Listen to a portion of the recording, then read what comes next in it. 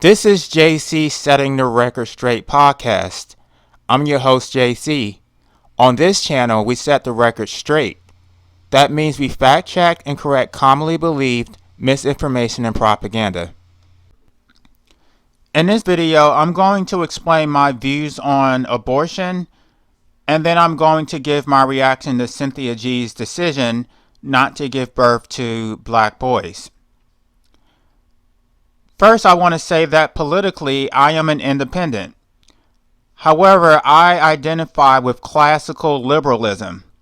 That is, I believe in very limited government, free market principles, the right to bear arms, militia rights, free speech, religious freedom, and reproductive freedom.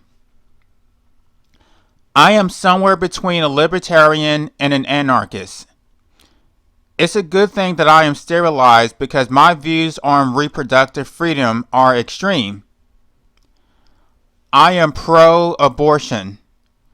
Just to be clear, I didn't misspeak. I am not pro-choice, I am pro-abortion. I will go into detail about that at a later point. Infanticide has always been the family planning method of choice since the beginning of time. When people didn't want their children, they just left them in the woods to expire. Even gerbils, lions, primates kill their young who are born defective. Animals do not have greater rights than human beings.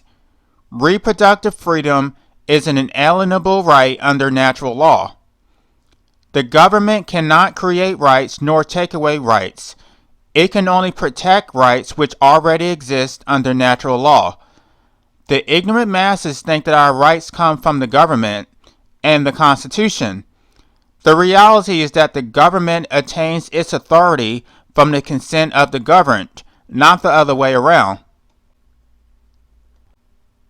The purpose of the Constitution was to limit the government's power. The Constitution was never intended to create rights. The Constitution was simply a non-exhaustive enumeration of rights which already existed under common law. This is clearly indicated in the Ninth Amendment. Now, the Ninth Amendment is often ignored. They don't even discuss the Ninth Amendment in law school. The Ninth Amendment states, "The enumeration in the Constitution of certain rights shall not be construed to deny or disparage other rights retained by the people." What that means is that the Constitution doesn't create rights. Those rights already existed under natural law. So, again, the Constitution was just an enumeration of specific rights, but it wasn't supposed to be exhaustive. It's also convenient how legal scholars never mention that powers not delegated to the federal government are reserved to the state or to the people. States have no general police powers. The 10th Amendment states, "The powers not delegated to the United States by the Constitution, nor prohibited by it to the states, are reserved to the states respectively or to the people." This is another amendment that no one ever discusses. This amendment expressly states that powers not delegated to the federal government or to the states are reserved by the people. That means that unless you can find a specific provision in the Constitution giving the government power, they don't have power. Those rights are reserved by the people. There are no general police powers to regulate private conduct. States are limited to exercising power that is expressly enumerated just like the federal government.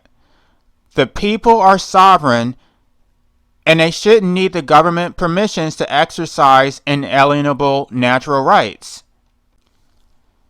The concept of rights was created during a time in which the king was deemed sovereign and put in power by God.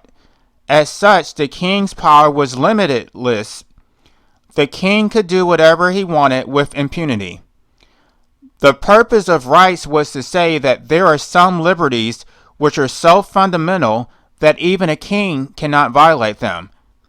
It is for this reason that the idea of states' rights is a misnomer. States cannot have rights, they only have duties and responsibilities. The purpose of rights is to protect the people from government tyranny. Rights are reserved for human beings. Those in government have no right to rule over other people. Under common law, children were property. The government had no authority to interfere with one's inalienable rights to reproductive freedom or parenting. What's going on in states like Texas is government overreach. Legally, life is protected at the point of viability. I don't agree with this position, but that is the law based on Roe v. Wade. Before I get into my views on the morality and ethics of abortion, I first want to read the Bible's promotion of not only abortion, but also infanticide. Psalms 137 verse 9 says, "Happy shall he be that taketh and dasheth thy little ones against the rocks." Isaiah 13 verse 16 says, "Their children shall also be dashed to pieces before their eyes, their houses shall be spoiled, and their wives ravished."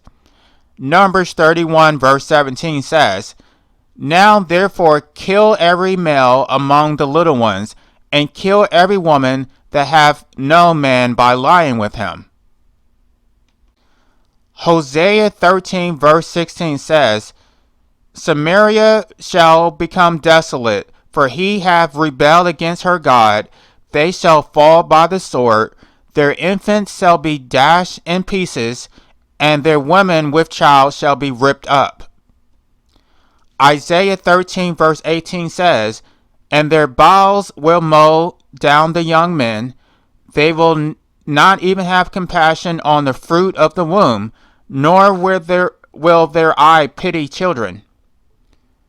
Listen, the Bible is promoting not only abortion, but infanticide. The Bible is promoting ripping babies out of a woman's womb, dashing them against the rocks, and ripping them to pieces. This is what the Bible says, and it's really interesting how Christians don't even know what's in the Bible. And of course, when they respond to this, they're going to say, "Oh, you're taking it out of context." There is no way to take out of context instructing people to dash babies against rocks. From a moral and ethical sense, life does not begin at conception. It also doesn't begin when a fetus develops a heartbeat. Sentient life begins with brain development. Until a fetus has actual consciousness and awareness, it has no sentient life worthy of moral or ethical protection, independent of its parents. A glob of goo is not a human being. It has no memories, no consciousness, and no sentience. As such, an abortion does not equate to the killing of an actual human being, but the removal of a clump of cells. It is no more murder than getting a haircut or clipping one's fingernails. An abortion is not murder. Rather, an abortion is a preventative measure of ensuring that sentient life does not come into existence. To think otherwise is anti-science and anti-intellectual. Now, most people think that we live in a democracy. That's actually not true. We are under a republican form of government. The difference is that under a democracy is pure majority rule. Whatever the majority wants prevails. Conversely, under a republican form of government, individual rights are not subject to a public vote. We elect public officials to protect our individual rights from the mob. That means even if the majority wants to disenfranchise individuals of their inalienable rights, they can't. Government regulations are acts of violence in that they can only be enforced through physical force. That is, government regulations can only be enforced through the taking of property, throwing someone in a cage, or killing them. So anyone who supports government regulations is supporting violence. Getting back to the issue of abortion, I think that the only person who has standing to challenge a woman's right to get an abortion is the father, to the extent that he is willing to compensate said woman for lost wages, the wear and tear on her body, mental anguish, and medical expenses. A general member of the public should have no say whatsoever. Thanks for your support. Be sure to like, comment, and subscribe.